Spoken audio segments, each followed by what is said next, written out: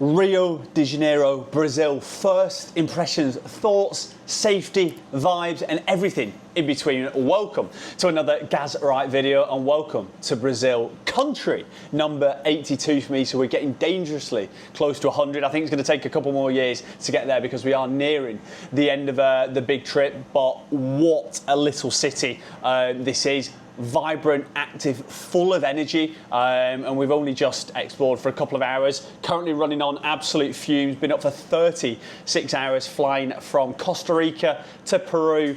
8 nuts en route, and I'm allergic to nuts. Absolute shambles of a flight, and then got here like 6 a.m. this morning. Was like, just need to stay up. Didn't sleep the whole night. So it's absolutely shambolic. But good first impressions, even just at the airport. You know, like when you're about to come down and they like slam off like the, I don't know, like the little conveyor belt thing. There's a guy bringing them all down very nicely, very much reminding me and reminiscing of Japan and just how much care and attention they have for stuff. Got a nice little taxi pre-booked, got us here, super smooth, cost us £15. And on the note of money, it is nice to be in a place which is reasonable. We've been to a lovely little supermarket, I'll tell you about in a second, but just like pre-booking a taxi, meals out, accommodation, it's just reasonable. You get really good value stuff, really high quality stuff from what I've seen so far, because Costa Rica for me was extortionate, but I don't know how it justified it, because for me wasn't one of my favourite countries. So if you think it was, we only went to San Jose, so maybe I can only say San Jose as a city rather than Costa Rica as a whole country. I'm sure there is some beauty around it. We've learned from our mistakes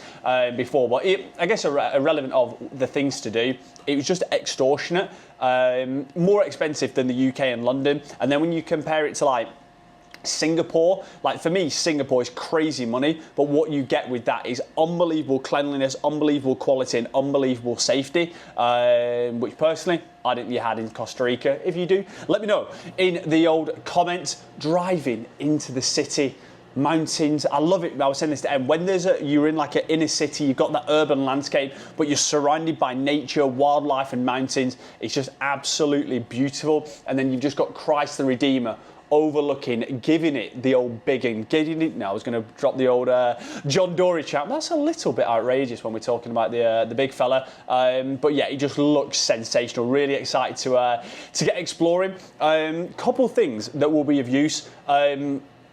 This is one of my biggest like things I love, but you might find difficult about South America. I love that nobody speaks English here. So all the other countries speak Spanish. In Brazil, they speak Portuguese. So even the limited amount of Spanish that we've learned is absolutely no use here. People do use it, and it can help you, but as a general rule, yeah, I've been in absolute shambles today. I've just been saying, hola, gracias, all stuff like that, like hablas inglés. And everyone's like, I don't know what you're on about, old boy. And I would also say nobody speaks English. One of the things I always learn is to say, like, do you speak English to people? And nobody speaks English, or they'll say like poco inglés. So, yeah.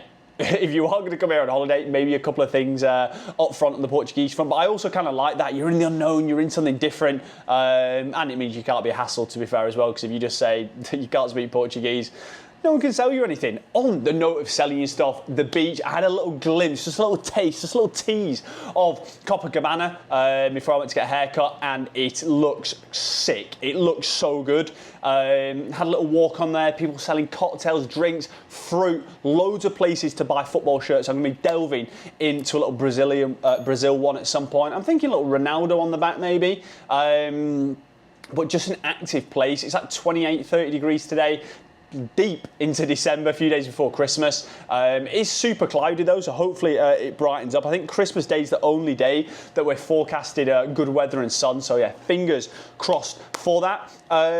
In terms of haircut, what we're saying, I've not gelled it or anything, I'm absolute disarray, but the back, hopefully we can see that. I went in there and I was like, I forgot how you say, do you speak English? Como famas Inglés, something along those lines, and the guy was like, only a small amount. So luckily I had it written out on my phone in Portuguese to say like mullet with like a skin fade on the side and stuff. The guy absolutely smashed it. So if you are looking for a barber's, go check out the London Barber School, and as well, if you pay in dollars anywhere, they absolutely love dollars.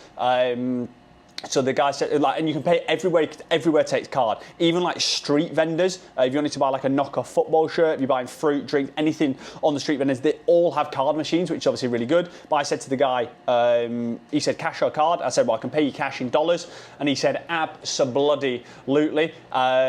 So that is also a little bonus.